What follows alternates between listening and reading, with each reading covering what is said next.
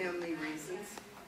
And the elections will be at the next meeting in June. So if you or anyone you know would like to serve on the board to help us plan these meetings and events for the neighborhood, there's a form that will be sent out and you can apply through our website. So I hope some of you will think about that. And then our next meeting is going to be with the Parks Board and their new program. So those of you that like Meridian's parks and the City of Shoreline's parks will want to be here for that too. So at this time, I'd like to introduce Dan Ernessy. He is the Director for Economic Development in the City of Shoreline. Dan has been with Shoreline for a number of years now. He started during the downturn of the economy and the downturn of construction in Shoreline and has been attracting businesses since then. He's a graduate of the University of Washington and was a developer prior to coming to Shoreline in the Mill Creek area. So Dan? Thank you, Gretchen. It's good to be here. Thank you very much. I see a lot of familiar faces, so I don't think I'll be totally a neophyte to everyone.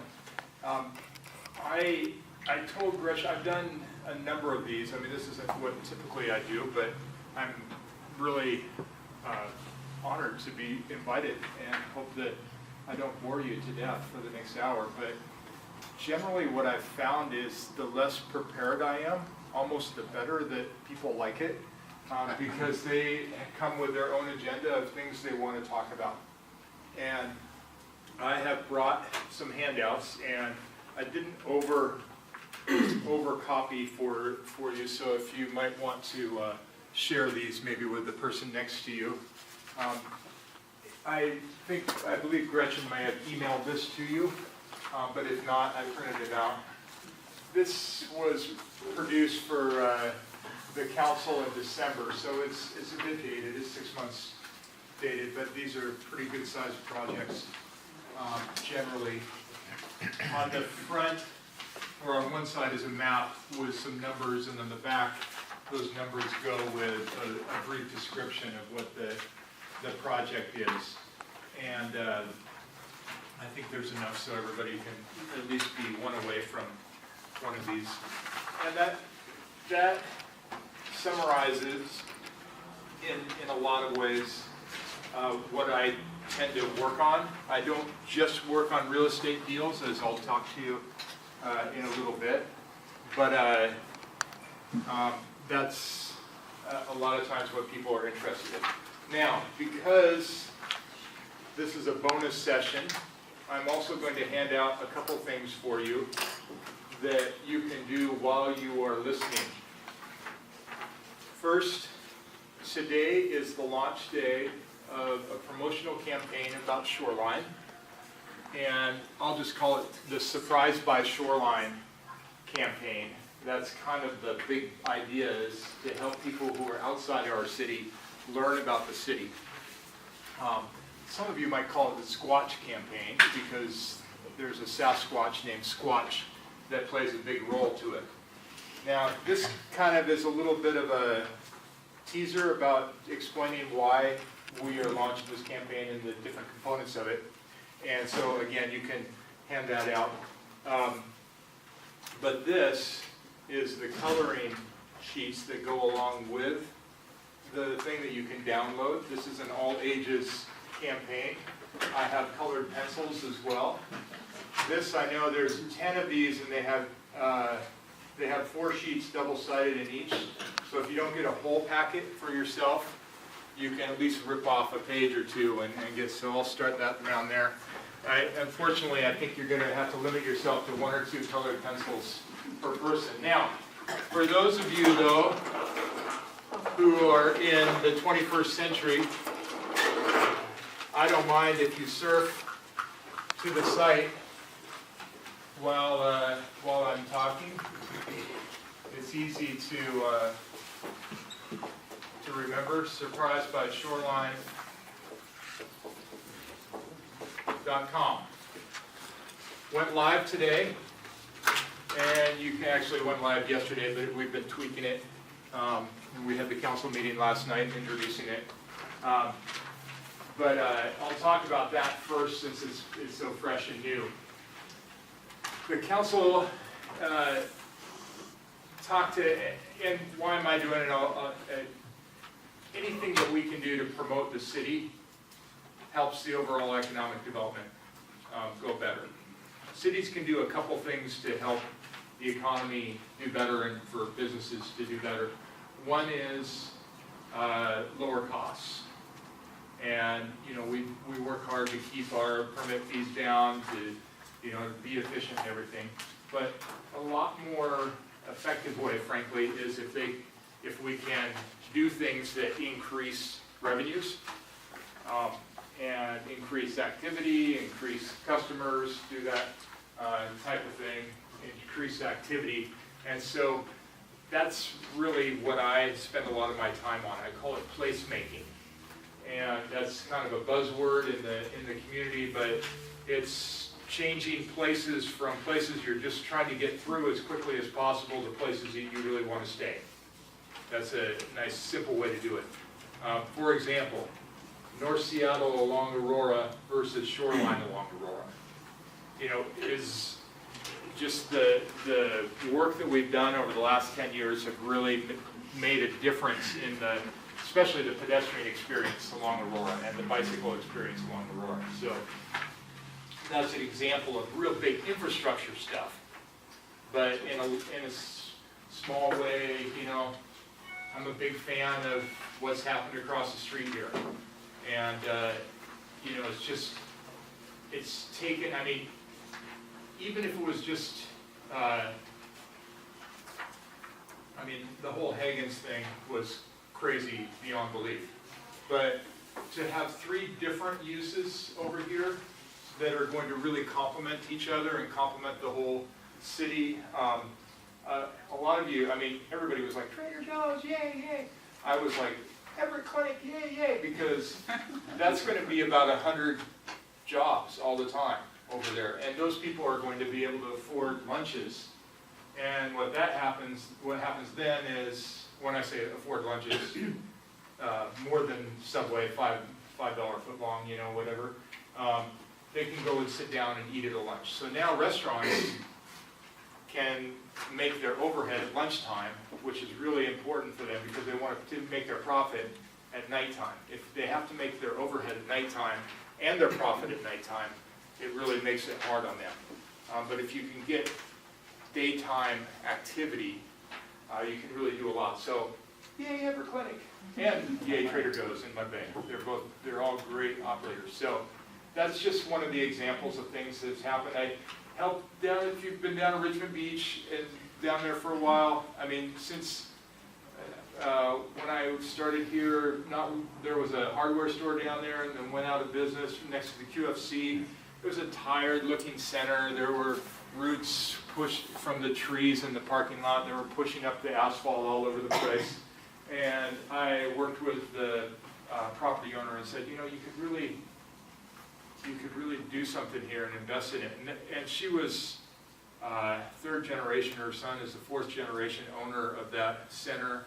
They had a lot of personal, sentimental attachment to that center, and she invested in it. And you know, thank goodness, Swedish Medical came in. Great tenant. It really made all her investment pay off. But that center looks really nice. It had a nice facelift. I feel like there's a big, you're all like in like half the room. And so maybe I can just move this forward and you guys can feel like you can merge forward if you, Bob, I don't want to move your coloring table. There you are. There you got it. Okay, so I gave the colors here. I'll give around the basic flyer, but how many have gone to Surprised by Shoreline already? A couple of you, good. Yeah, so it's not really for residents.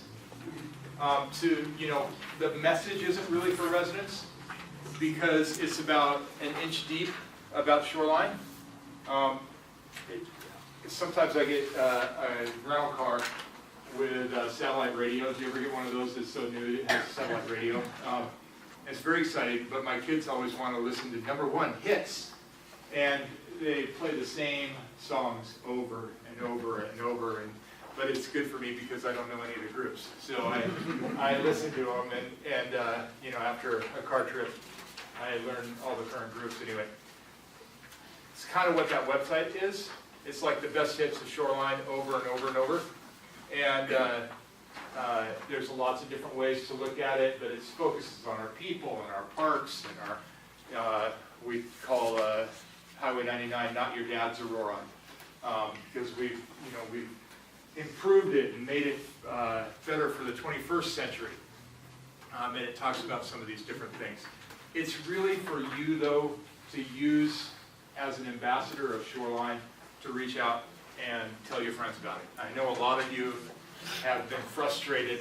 We heard it from so many people that, my gosh, my friends don't even know where Shoreline is. They think it's in Everett. They think it's wherever. And so there's lots of tools on there to, post to your friend says, where do you live again? Here's the website. It gives you a little, now you can give them our city website too, but it has like 15,000 documents on it and a million different links, and it's just, it's the encyclopedia of Shoreline, but this is just the Read Me First owner's manual kind of thing. And there's a really fun video on there as well. It's very tongue-in-cheek, it's very Parks and Rec, it's very Portlandia. You may think it's, you're not going to think a new thought about it probably. I mean, we've had from the spectrum of, that is the strangest thing I've ever seen. It's confusing to me, I don't know what happened. To, I love that, I love it, that's the best thing I've ever seen a city produce. So somewhere in there you're probably going to fall. So, any questions? I will leave. Is anybody coloring? Oh, good. There's somebody coloring. Thank you. Those coloring sheets are downloadable, and if you got them all, they tell a whole story about Squatch going around Shoreline on a Saturday and all the places they visit. You can download those individually off the website, but we're also going to make a book of them, and we're going to give them out to restaurants around the region, so kids can color, and it tells a little story, and give them out at Celebrate Shoreline and Farmers Market and so forth. So yeah, yes. I have a question about Excellent. What are the goals that, like internal goals regarding population that the city has for, say, the next 5 years, the next 10 years, the next 15 years? Yeah, we don't really have internal goals. Did everybody hear the question? We don't really have internal goals regarding population. PSRC and the whole Puget Sound Regional Council does like regional planning, and they are the ones that do the demographic studies and figure out, okay, Puget Sound's going to grow by, I think it's 1 million people in 20 years. It's a lot. And where is that growth going to happen? Based on the Growth Management Act, how do we divide it up? How do we encourage it to go places? From there, I know when I started, and this might have been around, I started in 2010. So right around that time, the goal was that they were asking Shoreline to have 5,000 household units and 5,000 jobs in the next, can't remember if it was 30 years, 25 years, something like that, 35, must have been 20, 30, 20 years. PSRC, you can look it up, but it's that 5,005. That's the only numbers I've ever heard as far as goals. They weren't really they never become like a council goal. That was just something that was kind of placed upon us as our duty. I think we, frankly, it's the jobs that would be probably harder than the housing units. I mean, I think both of them are stretch goals, but you know, having that 5,000 jobs would be great. I think that would be a wonderful creative energy. But does that answer your question well enough? I mean, I think I'm trying to reconcile the, if there's no goal for,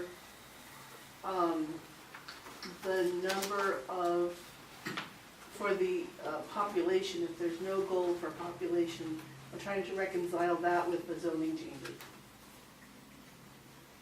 yeah, we haven't articulated it as far as population, but we have for the housing units. And I think, like I said, that 5,000 has been the number that has been thrown around. Me personally, The 5,000 is jobs though, so I don't. and housing units, 5,000 jobs, 5,000 housing units. 5,000 jobs and 5,000 Yeah. housing units. Yeah, Okay. and I'm sorry, so I didn't hear the Yeah, yeah. housing units, okay. that, I mean, if you're interested in population demographics, I really recommend, I'll just write it up here, PSRC. They have a really, they have a great website.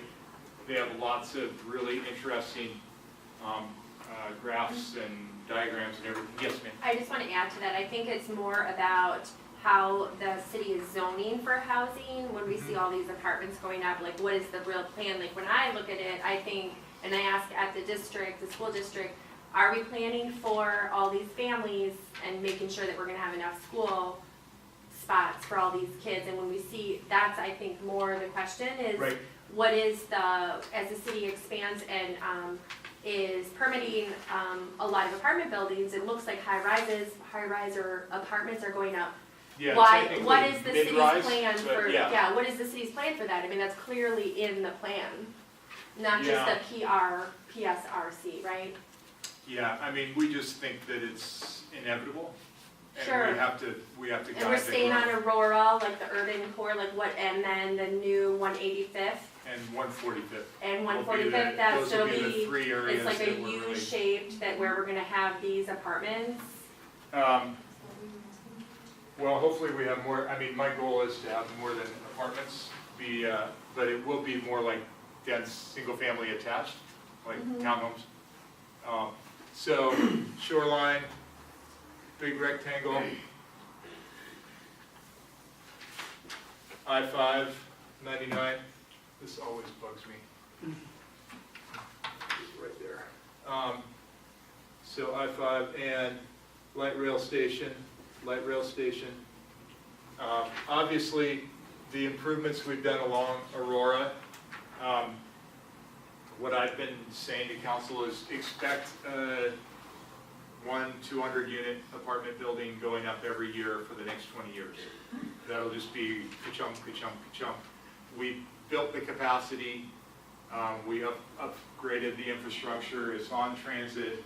That's just something that I think we can pretty much count on. Now the recession will, I mean, you know, the economy ups and downs will control that a little bit, but right across the street, and it's on your map, there was a landscaping company on Aurora that was kind of a pop-up one. Mike ran it. Mike, I can't remember his last name, but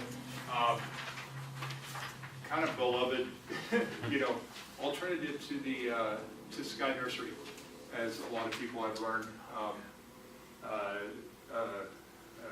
Value alternative, I guess, is the right way to say that.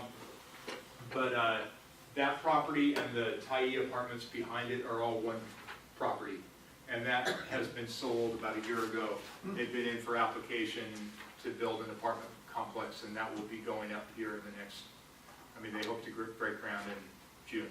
So that will probably be about 18 months. Down, you can see the yellow on the buildings. That's a micro housing complex. That's about 80 units. Different than the Seattle model. We did require parking. It's similar to like a dorm. So the beds, each bed is like half a stall. I think that's technically, that is, don't quote me on that, but that's roughly. And so I think it's 80 units, something like that, but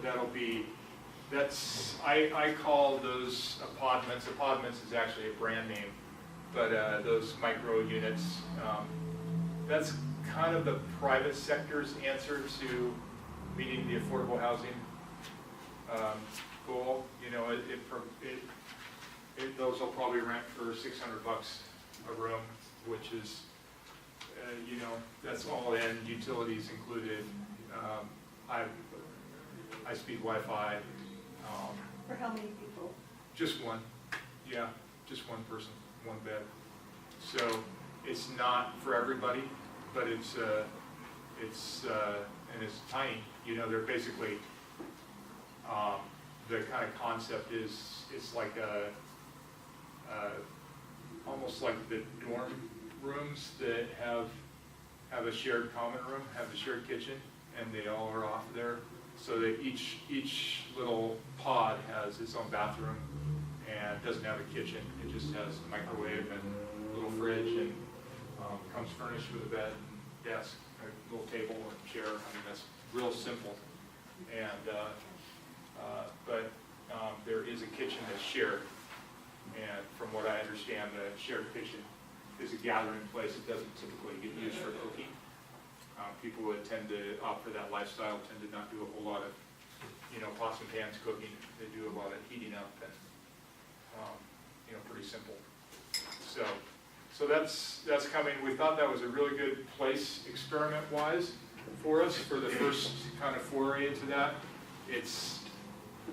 There's no real residential areas around it. It backs, I mean, across the interurban trail is a cemetery, and it's not really close to any residential streets. It'd be quite a long walk for anybody to try to park and you know, do that. So we think it was a good use, but you know, you guys in Meridian Park, tell us if there's any, if we, yeah, help us to shape the code for the next go round as we go. I frankly know the guy who came up with that concept, and he was very passionate. Like I said, he was very passionate. He felt like, you know, the typical affordable housing solution was subsidized housing, and you know, he felt like there was a way for the private sector to produce a lot of units that people could afford to live in. And, But So- that's something totally different, Dan. Affordable housing is something that really is geared towards families. no, that's not right. It's all Lots of all diversity. I mean, Or couples. it's not just for single But that is not, that's for single people. who aren't making a lot of money. Yes. So yeah. So yes, sir. As a baseline, in 2000, we had 54,000 people in Shoreline and about 22,000 homes. So that gives you a baseline from which we're developing. Did we have 54 then? Because I think It this was is last- 53,000 some, and quickly thereafter it became 54. Okay. We were pretty much static population-wise between 2000 to 2010. The census, I mean, it was a handful of people different. Since 2010, though, it's been a pretty steady rise. Interestingly, in 2000 to 2010, there was an increase in housing units, but there was a decrease in people per house. And, you know, that's not surprising because people were aging in place and, you know, empty nesters and so forth. Between 2010 and now, that trend, I think, is changing. People are leaving their, you know, their big homes around town, and families are moving in. And the schools have, you mentioned the schools, and we had a presentation from the schools. They anticipate the next several years being really big years with, part of it is, you know, what's happening in Puget Sound region. Part of it is just millennials. There's just a really big, it's a big population group, bigger than the baby boomers. And so they're kind of coming through the school system. Interestingly, they felt like we'd get over the hump about the same time that the light rail stations open. And so they were hopeful, and they, you know, no guarantees, but at this point they were feeling like if there was a spike in development activity or something at that time, there might be a fairly even plateau of school-age kids, but we don't know. I mean, they do really good research, they have great demographics, so I would direct you to Shoreline Schools just for their own. Well, just as there's gonna be 6 extra kindergartens next year. Yeah, That's 6 extra classes than there is currently right now of 25 students in each class, 6 extra, just kindergartners. So like every year then there'll be that many more first graders, second graders, Right. third graders, and then if they keep coming up, it's a The- population. the word they boom, said at that thing was 200 kids a year. you know? So that's, whatever, 8 classrooms. So that's what you're talking about. They stopped the border. You can't have kids, you can't be in North Seattle and have kids in Right. Shoreline anymore. So that's one of the things they've done. They're opening up North City Mhm. Elementary. And But they so, still have them at Lake Forest Park. Lake Forest Park is still in the school district. Yes, Lake Forest Park is still, And in the early 70s, there were 19,000 some students. And then it dropped down to almost 8,000 before it turned around and started going up. can I answer any questions about development particularly? A question about, Yeah. oh, sorry. Oh, I had 4. I'll go boom, boom, boom, boom. Okay? I'd like to hear more information about the Aurora Square and what's Yeah. happening there. Yes. Fantastic.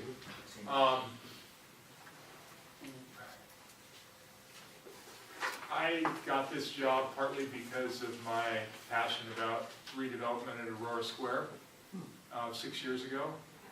And I've been working pretty much nonstop at it ever since to try to make it more attractive for redevelopment. I thought that it would take at least 5 years, but I thought we would see something here in the last year or so. Sears is proving to be clinging to life better than I could have anticipated. However, we do what we can control. We can't condemn them. That's outside the rules as much as one might want to. Me, not you, but me. We can't, we've done several different things. We've formed a community renewal area. You probably know it, if you followed any of this stuff. A lot of what we've done has been just to kind of tee up the ball on the tee, so when somebody finally gets to that point that it won't be, the infrastructure will be ready for them. One of the things, as you might imagine, is stormwater management. There's not a single catch basin on that entire 17-acre Sears site. There's no stormwater management at all. It's just, any oil spills or anything on that big parking lot where a lot of you learn to drive, or taught your kids to drive there, or bikes. It just flows off the site. There's nothing, $1 million, no management. So, project just in and of itself, just to do a stormwater management system for that site. And so I've been proposing a regional stormwater system that will handle all of Aurora Square and all of the community college and a bunch of property up and down Aurora that would be in the same location as the Shoreline Community College one. So the council has supported that idea, and they funded an initial study, and then they funded some more money now to do some borings and some different engineering.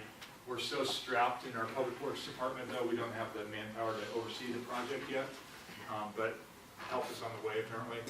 So probably in the next year we'll look at that, and that would be a great thing to encourage. As you know, I entertained a bunch of developers for what I call the Denny's Triangle, and not to be confused with Denny Triangle downtown, but the old Denny's Triangle. And finally got that moved out of Joshua Green Foundation into just kind of a speculator. He wasn't a real estate guy at all. A guy named Rick Sang, and he owned it for a few years and did some,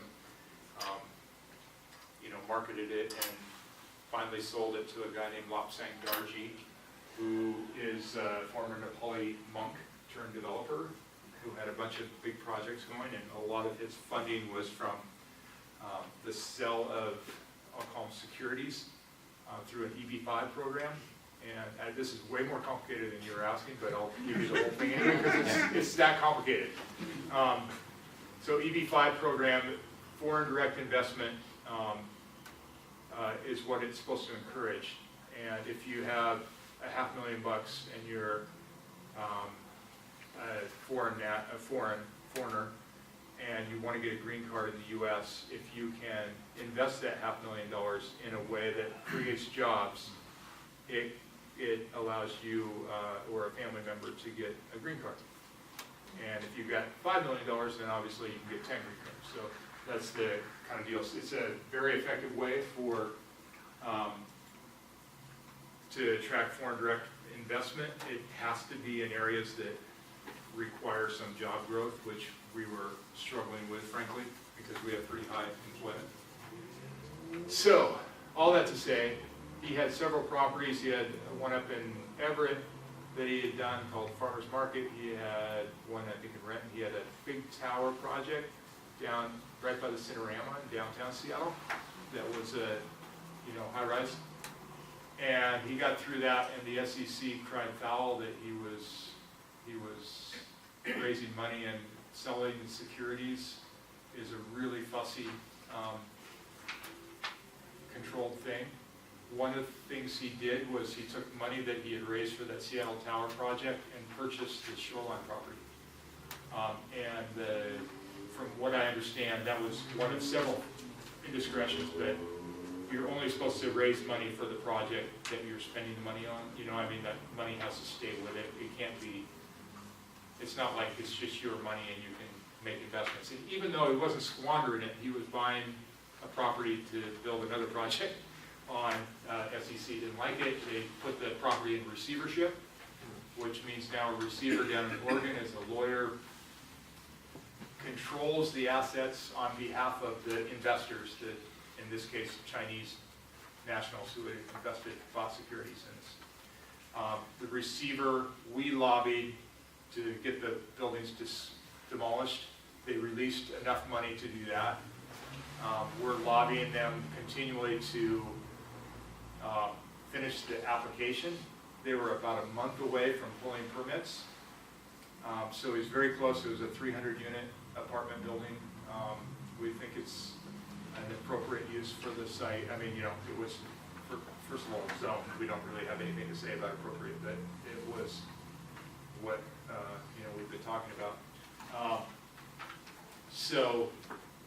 But it would make a lot more sense to have it permitted, because then it could probably sell. The way it is now, it's in like SEC limbo. So that's where it's at. I'm sorry that was such a long explanation, but hopefully it would make sense. So realistically, that eventually will be apartment buildings? Yeah, I think that would be the most likely. So certainly if the receiver releases enough money for the consultants, the architects and the engineers to finish that building, get the permit on it. However, we're kind of like this on the cycle, and you start to see people pulling back a little bit in the region. Construction costs has gotten pretty high. So it was a year ago, I'd say, yeah, no question, that's going to be a marketable project, but it might be that we have to kind of go down and then up again, which is, that's what it does. So it's just a matter of time, but man, it was sad. It was frustrating because, it looked like it was going to happen. Sears is 17 acres. They own the U.S. Bank property. They own all that park where we put the farmers market last year. They own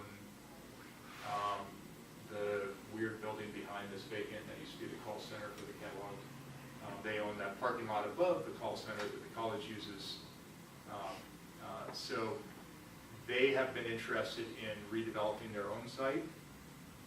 However, every time I talk to somebody for longer than 3 months, they leave. Sears. And I think I'm starting to get it complex, that it's something about me. But they just are really understaffed, and it's been pretty frustrating. They know they can make money redeveloping the site. There's no question about it.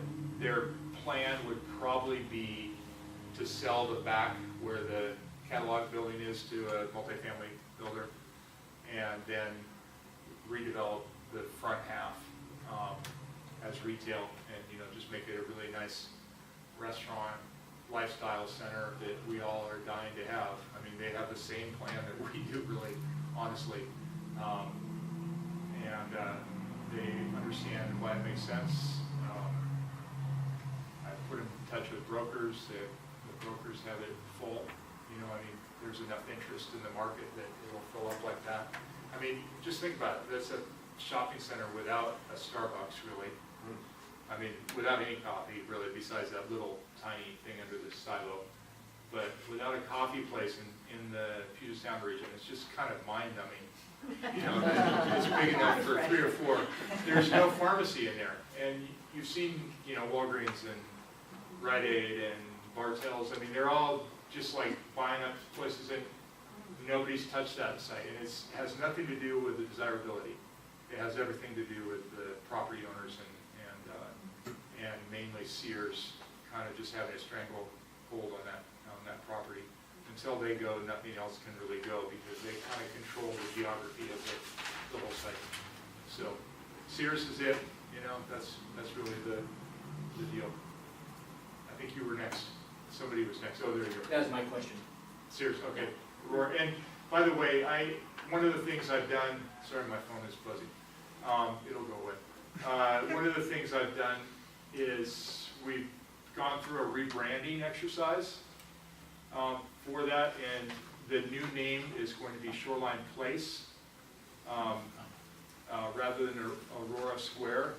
A number of different reasons for that, but it's got a nice look. One of the things we also did along the way was, after all the CRA, our council, I think with much foresight, decided that they would put the hammer down on the signage, and they have done I can't remember if it's a resolution or ordinance, I believe it's an ordinance, that there will be a signage change to go to that Shoreline Place signage, but that all the non-conforming signage that's on site right now, which really doesn't work for the site anyway, especially if you have a 300-unit building get built on the triangle, the signage needs to be repositioned, that the owners have to build new signage by September 2017. And to make it cohesive, to make it work together, they can have a year extension, but our hope is that signage initiative will, if nothing else, get the owners talking to each other and get it looking like a center that has one name. Really, Aurora Square is not a common name. It's just what, in a sense, the neighborhood calls. And there is one of the properties on there that was called Aurora Square, but the other ones don't buy into it. So the idea is to have 3 big signs, one on Aurora, probably it'll be right down by 160th, one on 160th and one on Westminster. Right now, there's basically 3 on Westminster, bang, bang, bang, going up the hill. So I think that'll be a nice change. It'll just be a refreshing, even if Sears doesn't do anything, it'll help. So, any other questions about Aurora Square? I mean, I knew that was something that Gretchen said that I'm sure people would want to know. How about on the other side, on the DOT side? On the DOT site itself, Yeah.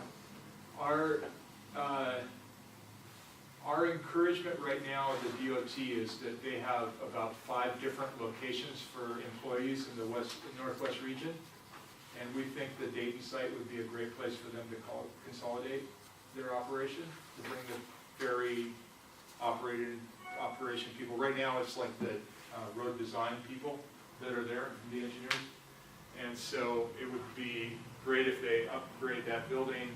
They just built a new traffic control center.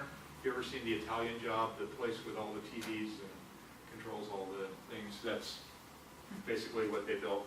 It was on the 4th floor, but it didn't have very good seismic stability, so they built this new kind of bunker, traffic bunker, I call it. But they still have this other office building there that's not full, it's about 60% full. And then they have room for, obviously, another building on site, and especially if we have a regional storm pond, you know, that makes it that much cheaper for them. And so I think that's what we'll be lobbying. If you've been following DOT news, the secretary lost her job about, I don't know, 6 months ago, and new DOT secretary is in place, so we're kind of letting him get his legs underneath him before we make the pitch. And it's not going to happen fast. I mean, nothing happens fast with DOT, but you know, we can start getting thinking that way in the next. They're leasing a lot of that space down in the Seattle area, and it's, you know, it's expensive. They own this property, build a building. We want you in Shoreline. That's what I'm working on that 5,000 jobs. So if they brought everybody here, it would be I think right now they have about 300 jobs, and that would be about 600 more jobs. People who go to lunch, support restaurants. Yeah. Although DOT people aren't real good eater-outers. Yeah. Two quick ones. Yeah. Shoreline Place, did they consider calling it Shoreline Village? We did. Park University Village? Yeah, we did. And you know, Village is I mean, we hired a consultant to help us. We did some focus groups. We did a lot of different things. The thought was Village is a little bit overused right now because of the success of University Village, and it was a little bit too copycatish. So that was their opinion anyway. Okay. So, Is there much evidence? however, can I just go back? However, it will function more like a village than University Village does, which is really a retail strip mall. You know, it has some double stories, but this one will probably have 500 to 1,000 residents, and it'll have DOT, even if they don't consolidate all their operations, you know, office buildings, you know, we're looking at different, so it'll have more of a mixed use feel than University Village, which is, you know, fairly strictly retail, has some daycare and some different things there, but mini storage. A lot of people don't remember there's mini storage behind the QFC. Big folks. Trying to remain diplomatic, is there much of evidence about the nature of these apartments and the people in them, experience with them over 5 years? Yeah, I think the main complaint hasn't been with the people. Although, you know, honestly, they haven't had a chance to age. You know, we don't know how they're going to be in 40 years, because I think the first ones were built in Seattle about 10 years ago. Still a fairly new concept. However, I think the main complaints have been with parking in residential areas. Seattle has much more, I'll call them aggressive parking regulations in their planning. They have lots of areas that no parking is required at all. So if you're in an urban, I can't remember, urban zone or urban center that's served by a lot of transit, developers don't have to provide any parking. So I think that's been more the outcry on them. But I frankly haven't followed it too closely. I've been interested, but I haven't followed it day by day. So I think they get blamed. I mean, I think the other one that is similar to that gets blamed for all kinds of stuff are the tent cities. That I think, if you look at the facts, the tent cities themselves are really tightly regulated and run, self-regulated. But if there's vagrancy or there's vandalism or something in a region around the tent city, the fingers get pointed, regardless if it's factual or not. So I kind of felt like Podman, to a much lesser degree, has kind of borne the weight of a lot of concerns that people have over density. My own sense, speaking parking specifically, my own sense is that Shoreline, as more and more, big apartment buildings come up, we have to do two things. One is neighborhood associations have to embrace their neighbors who don't live in single-family detached homes. And that's, my plea to you guys. Don't forget to invite the people in the apartments over here and different things. You might have to use different tactics. You might have to really go after the managers of the apartment buildings and invite them and make friends with them. They're paid to keep their units full, and so it's to their best interest to, I used to build apartments, so it's to their best interest to keep their people feeling like they're in a community and they're not just in a transient place, that they're really, they really want to put down roots.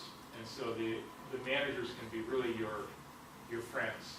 They will sponsor things. They will, they've got money to spend, especially when they're in lease-up, but, all the time they have retention dollars to spend. So, that might be a way to attract them. So that one thing is that. The other thing is, I think we probably eventually will start seeing more and more residential parking zones, where there's regulated parking around apartment buildings and things like that. And it would be something that we already operate around the community college, but it'll have to become a little bit more formal. I live in the U district, and we have a sticker. We got to buy it every year for $30 or something like that. But then basically it's supported mainly by tickets. Meter man goes around and writes tickets if someone's parked there for longer than 2 hours between 8 and 6. So it keeps people flowing. So anyway, I think that eventually will happen as we get more and more pressure from Aurora, because we have all this high density right up against single family. So it's inevitable, yeah. Yes, ma'am. Are we moving towards having to pay for parking? Pay for parking, not, Are we you mean moving on towards your parking own property? meters? Parking meters? You might be moving toward having to clean out your garage. No, I'm talking about on, side streets off of Aurora. Oh, I don't see how that would ever, unless it was something like I just mentioned, a nominal annual fee for the RPZ. I don't know if you call that paying for parking. I don't really consider $30 a year paying for parking, but I guess I am. But I can park on my own property too. I just choose to have it. I'm really paying for that permit, so I can park 24 hours on the street. So one of my concerns as a resident in Shoreline right now is that I've noticed living here for the last 13 years that the traffic patterns have really changed a lot on Meridian. It's just gotten just tremendously busier, even though the population of Shoreline has not changed all that much. And so, I think a lot of those are pass-through trips. I've heard that. I don't know that from having studied it, but I think, like you say, people are using it as an alternative to 99 and I-5. so I had a question about what's happening with Point Wells, because that was something that looked like it was going to increase the traffic along 175th, which is the other cross street. 185th? 175th. People getting off at I-5 Okay, at 175th. yeah. And either going up Meridian or between here and I-99, and yeah. I don't follow Point Wells at all. I've been told not to. So I can't really tell you what the latest is on that. Well, Okay. in relation to that though, I thought at one of the meetings that we've gone to before that Meridian is going to be redone. Parking taken off, put a turn lane down the middle and. It's a proposal, but it's not something Yeah, that's set in I'm stone not yet. sure. Okay. I haven't heard Yeah. that. I know there's several projects. We have something called traffic impact fee that developers have to pay, and there's and new single-family homes have to pay. And that goes towards some growth projects, and I know 3 or 4 of those are on 175th, and their intersections, some of those are in Meridian. So those, I don't remember like a total redo of Meridian that you're describing, but it might be intersections. Okay. But that is, I can tell you about that. Okay, yeah, because I the- thought 2 bike lanes and parking gone and.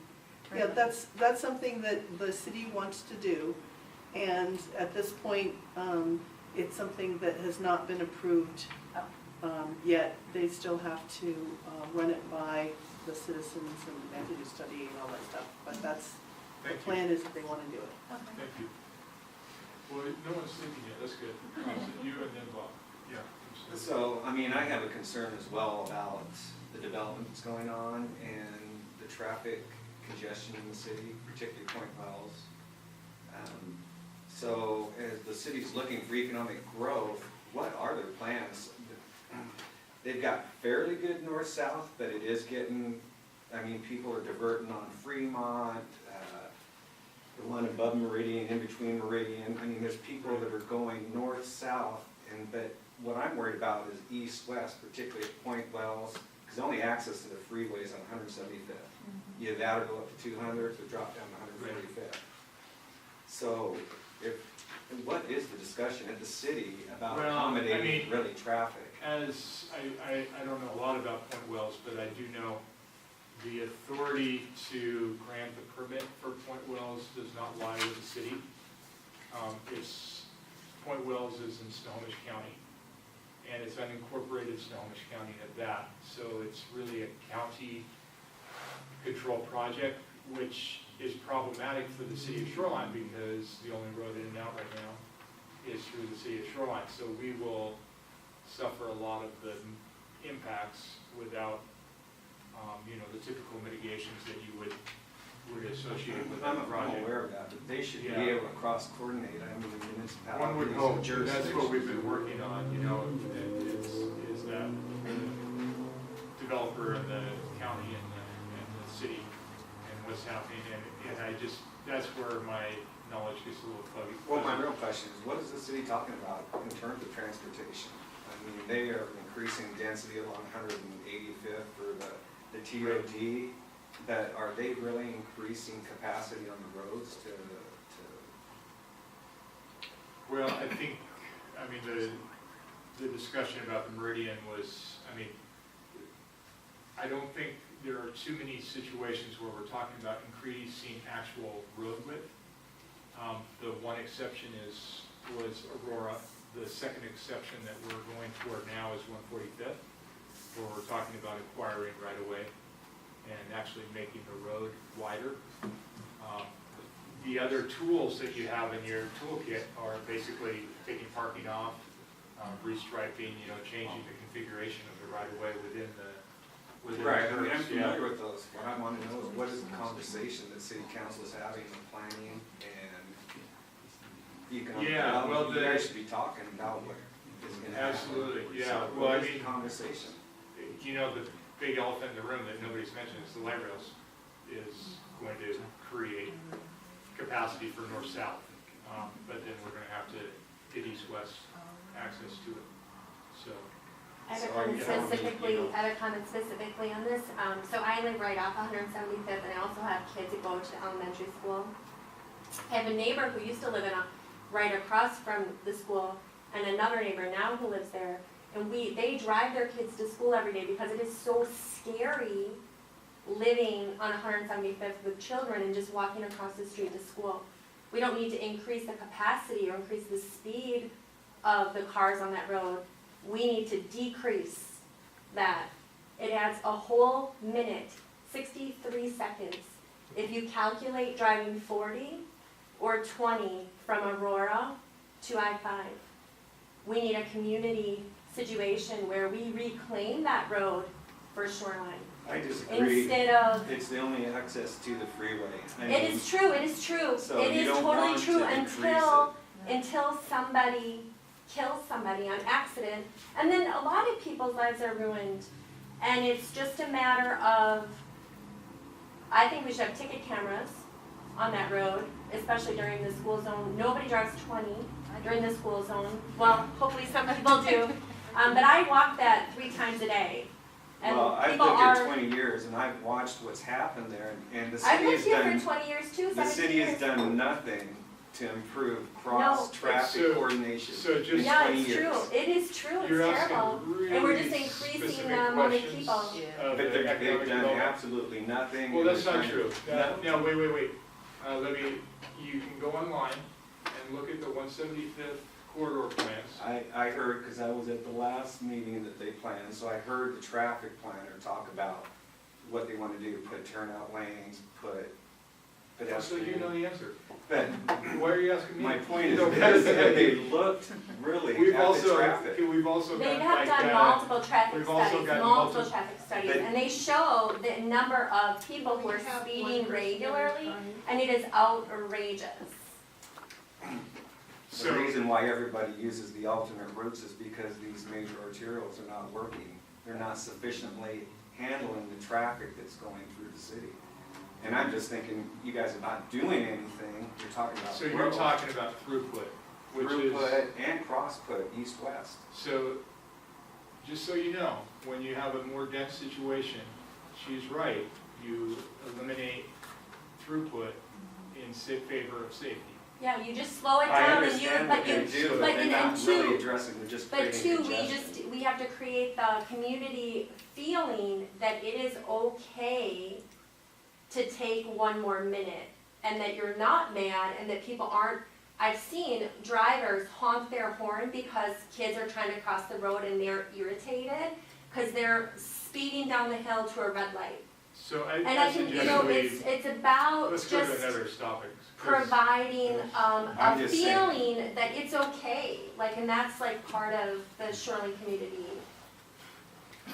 Let's go to a topic that I can talk more. I can talk to so many different issues that's really But, I mean, Yeah. economic development The is bottom is- tied with traffic congestion, and to I'm not know gonna that. please ask you, please, to leave this In the topic. paper, Okay. they talked about, Bob, are you on the same thing? Same topic? I'm talking about the right light rail and our building for sound trails. Okay, that's different. Okay. And in the paper, it talked about, it didn't say whether it was 145th or 185th, but 185th was the only one that's zoned, I know so far. Right. And it said that it was zoned for 140 feet, which is about 12-plus stories, and we've only allowed 6 stories so far on Aurora. So if they're allowing 12 stories, that's suggesting a real change in zoning down the road for apartments and others. And I know developers are really anxious for 10 stories or more, and I remember that from when I was a mayor here. They were constantly coming wanting 10 stories or more.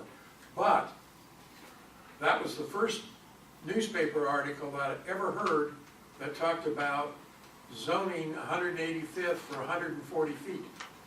So. And that was in, I think it was yesterday's paper. Nice. Up to 140, but in a kind of wedding cake type of configuration, if you know what I mean, where it. Staggered levels, yeah. Yeah, exactly. So the outside of the MUR 70 will still be 70, but there might be some taller buildings. Now, as a developer, switching hats, I don't think there's been legitimate demand for over 6 stories in Shoreline. There was one project up on Westminster Triangle on Aurora up there that was a real outlier that came in that, they just felt like they had to have 10 stories. And that was not zoned for it, and it didn't happen, as you know. To build 10 stories, you have to go to a different construction type. To go to that different construction type, you have to have pretty high rents.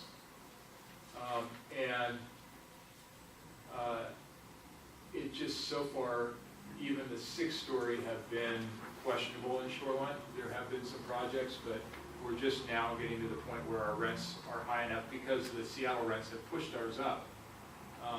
We're getting to the point now where the 6-story is, like I said, is gonna happen one after another, probably one a year for the foreseeable future. Now, could a 10-story project come in? Yeah, probably. I can't imagine it happening before the light rail station area is really established, and I also can't really imagine it unless a fairly large property is assembled. Either the school property, the Shoreline, old Shoreline High School site, which is already a big assembled property, or a whole lot of properties. I mean, I'm talking 10 to probably, several acre site is assembled. So anyway, I hope that answers that. That was. Oh, yeah, because if they start building them up over there, I imagine it would slide over, and there'll be a lot of requests on Aurora as well. Yeah, but that doesn't, it's not zoned at Aurora at all, and there would be no precedent for it, so, that would have to be, I would really imagine that would be an apples and oranges argument, because, like I said before, Aurora is very narrow zoning, and it's right up against single family. There'd be an awful lot of resistance to doing anything higher than the 70 feet that's in the town center. Yeah, it was or the last time. 65, It was yeah. huge. So I find that to be not only unnecessary, but extremely unlikely that would ever happen. I certainly wouldn't support it. I don't think there's any need to. I just don't think that's Well, there were a lot of developers that wanted the concrete and steel, and they said they needed 10 stories, and they were arguing for Yeah. it. But there were people like Mary Jo Heller who would go to the city council with 100 people arguing against it, Yeah. and she didn't want more than 4 stories. She didn't want Yes. 6. It looks like this MUR 70 area takes in the area that's now the Shoreline Rec Center. And That's right. So that'll be sold to developers? Well, it's school property. The school can sell any of its properties it wants to. At this point, it's indicated that they need all their property, so I don't anticipate that happen. The Spartan Recreational Center and the Senior Center are in school property buildings. We have a joint use agreement with them.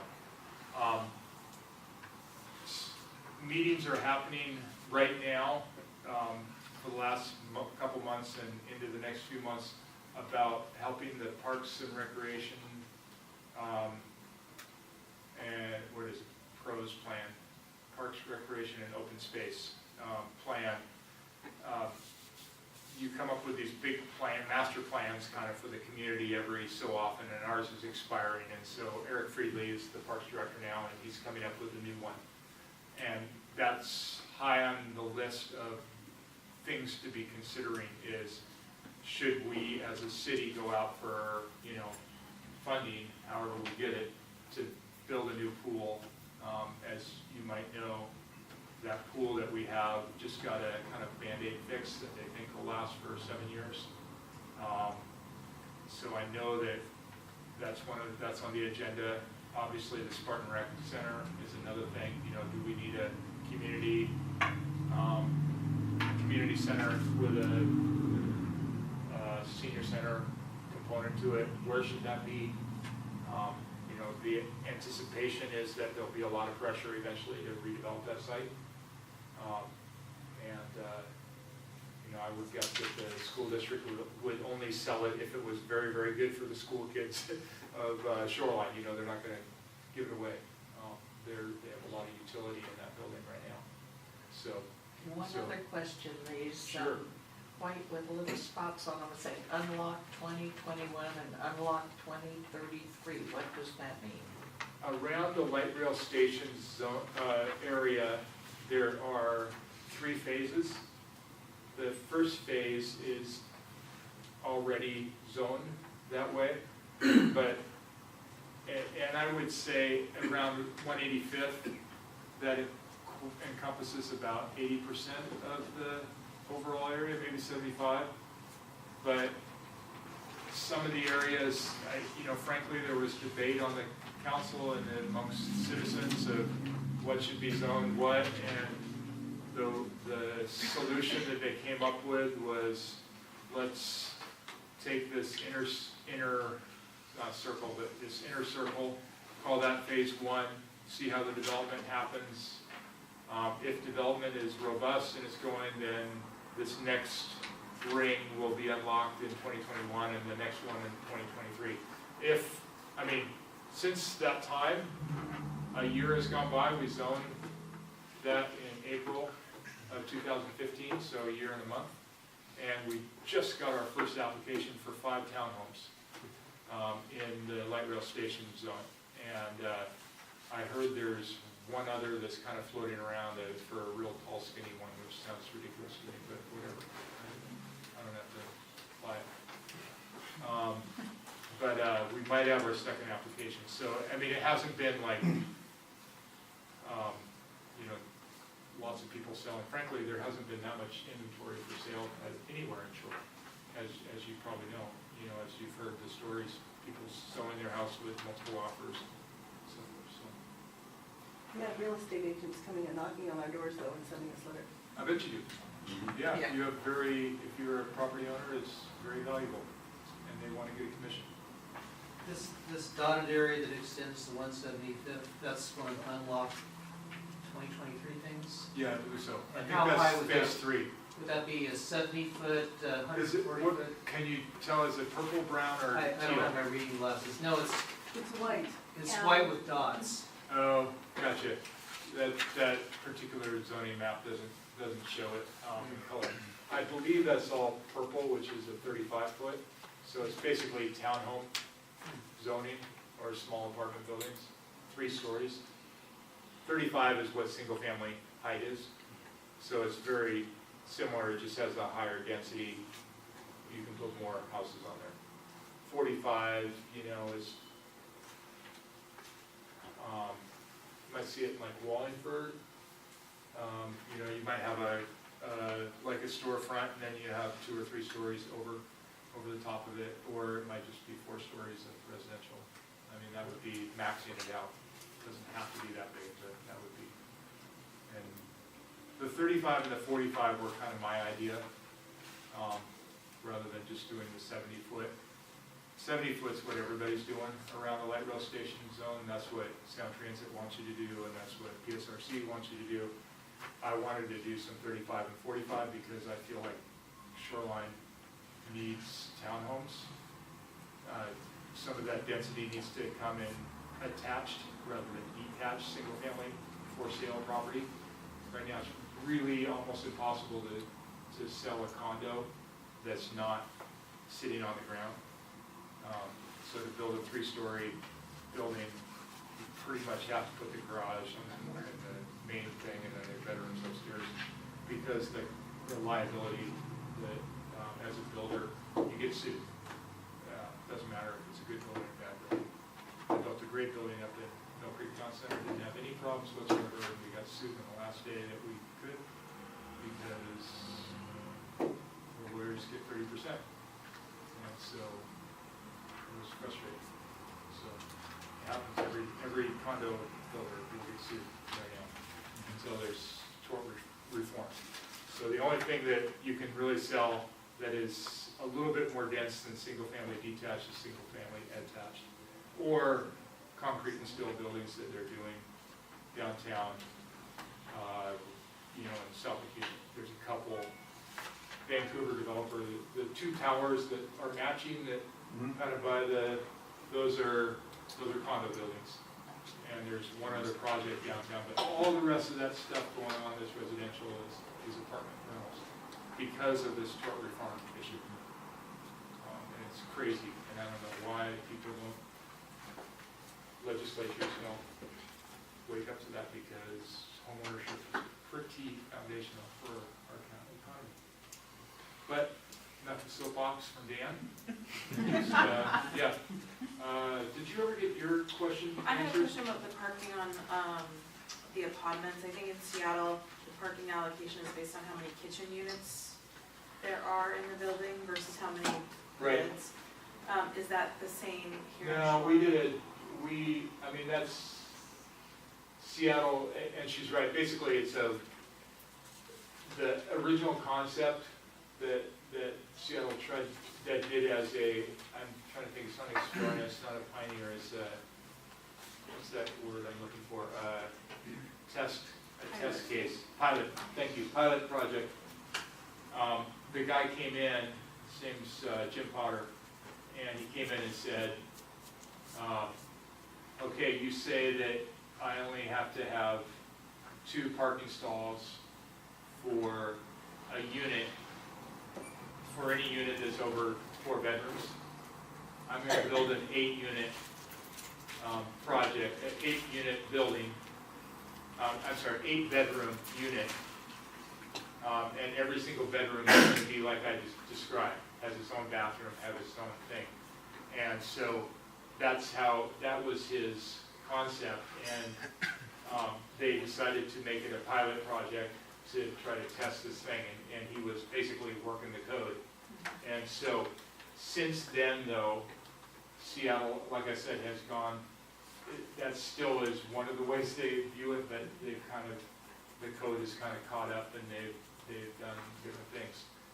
And like I said, a lot of areas of the apartments are getting built are in Lake TV district that doesn't have a parking requirement at all.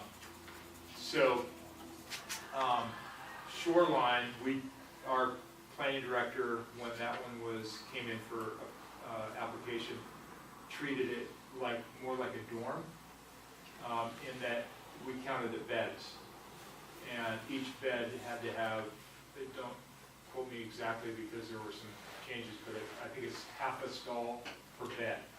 So if you did that 8-bedroom unit, you'd have to have 4 stalls for that.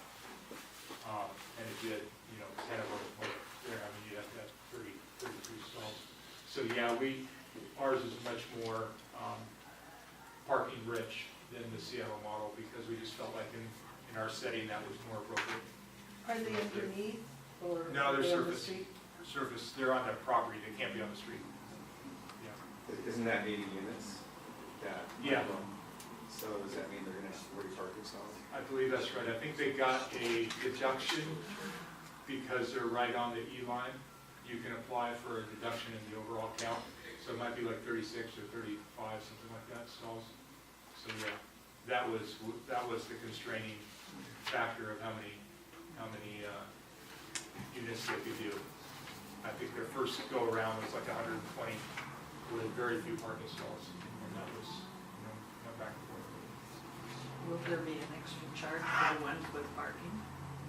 I mentioned they'll charge for the parking stalls, yeah. They won't be, the units won't have a parking stall, it'll just be, you'll pay basically to rent, yeah. And You have a what car. was the rent gonna be? Oh, I don't know for sure what it'll be, but I'm guessing $600. The apartments in, like I said, I live in the U district and they post it right on the side of the wall.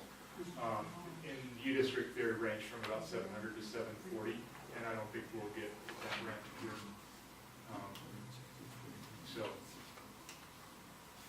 Are the Center Point apartments gonna be lower income housing, or are those? No, that's market rate. We have an incentive program that if they provide 20% affordable housing, and when I say affordable, it's really workforce, it's like 80% of King County mean, so it's pretty high rent for affordable. But that's a way to control some prices in it, and they are in that program. So I think, what do they have, 165 units, so that's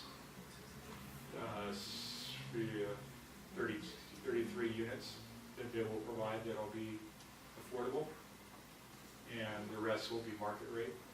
And it'll have parking underneath, or? Yeah, that one is parked at, I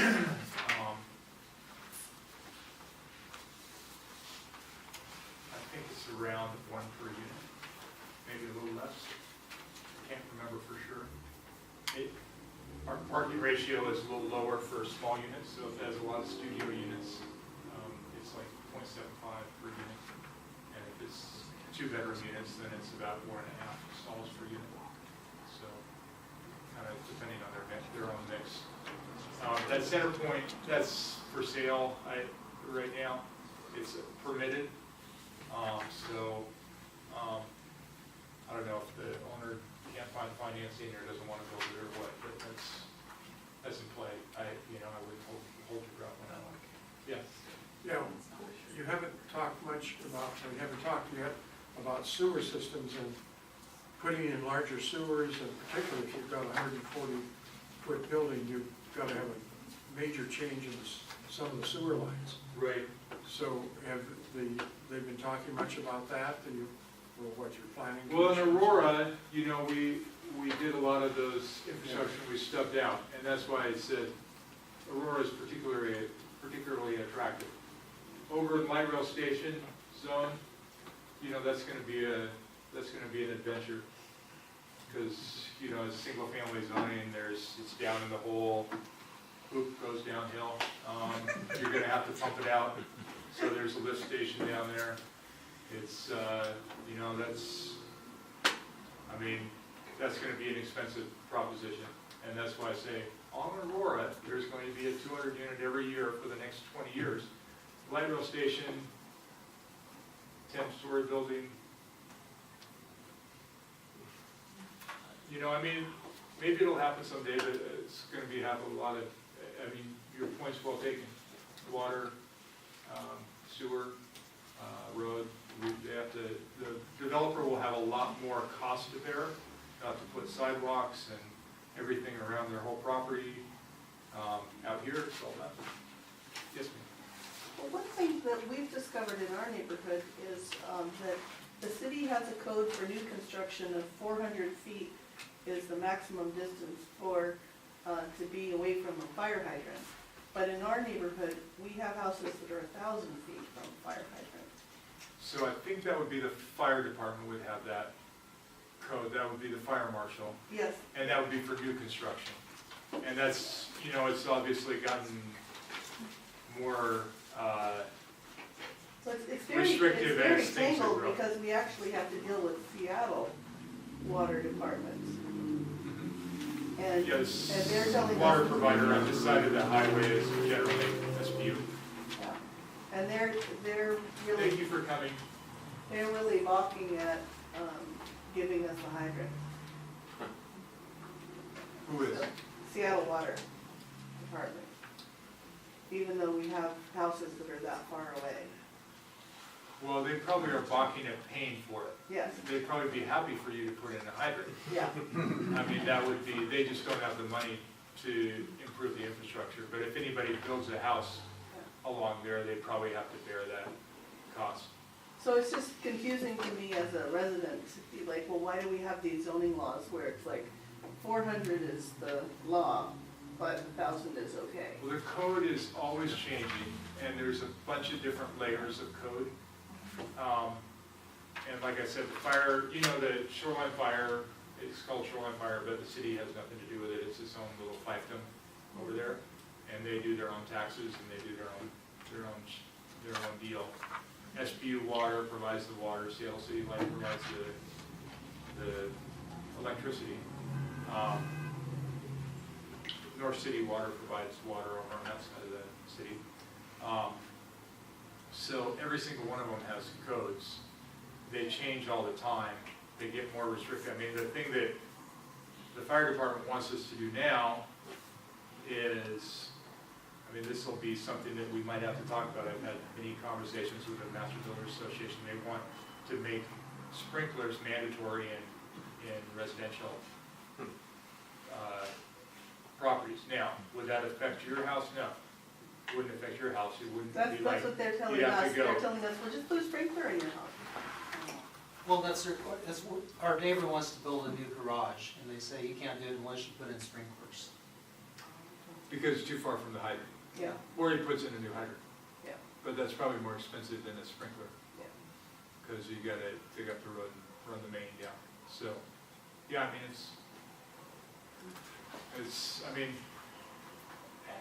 that's kind of what I deal with every day is that, my job is to encourage economic development, but there's a lot of constraints to it. And, so yeah, it's tough. Well, like I said, the fire department wants to go, this is kind of the cutting edge of the pointy edge of the spear, I guess is the cliche I was looking for. that some cities are starting to enact this. This is something that they feel like saves lives and saves property too. And so if it was enacted, then your home wouldn't be affected at all. Unless you did a remodel that was like more than half the value of it. And then, or added on significant square footage, and then you might have to retrofit it to have a sprinkler. So if you built a new house, then that new house would have to have a sprinkler. Now, that's not code yet. They have to come to us, and we are the ones that do the building code. But when somebody brings in the plans and say, I want to build a house right here, the fire department comes over to our place and looks at the plans and say, well, you're too far away from the sewer, our rules are 400 feet. Well, it's really 401 feet. Well, maybe we can make do with that as long as you do this or that. I mean, it's a bit of a negotiation, but if you're 1,000 feet away, though, they'll probably say put in a sprinkler or put in a hydrant closer. I think we're almost done, Gretchen. What do you think? Yep. Do you have some more announcements? Thank you, but I'll hang around for a couple more minutes in case, anybody's scared to talk to me. None of you seem to be scared to talk. I have an announcement. So my announcement is, my name is Cynthia Knox, and I'm also a member of the board of Meridian Park.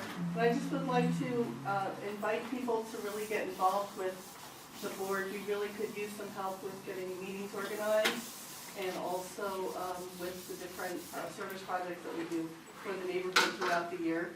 And if you're interested at all in finding out more about it, please come and talk to me. Especially if you'd like to be a treasurer. Treasurer. We just need people who are board members at large who'd like to just contribute their talents in any way. And it's not something that you have to spend hours and hours No. doing unless you choose to. Exactly. So for most of the things, it's maybe an hour or two volunteering. So I hope you'll think about it. Our next meeting will be a month from today, and is going to be Parks, Recreation, and Open Spaces. Dan referred to it a little bit, but they're doing a new program, and they're looking at open spaces and changes in parks and changes in programming. So I think you'll find it very interesting. So I hope we get to see you next month.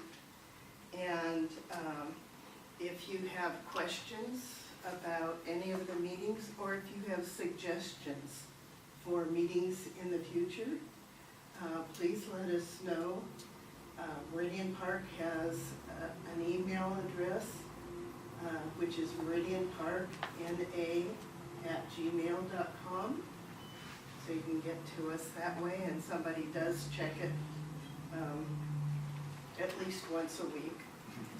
So I hope we'll get to see you. We're going to be participating with the outdoor movie night, which takes place with the Ballinger neighborhood, and it's free to the public. There's usually, it's a huge field and a huge screen, and usually there's around 600 to 800 people there, but you don't know it because it feels it's so big.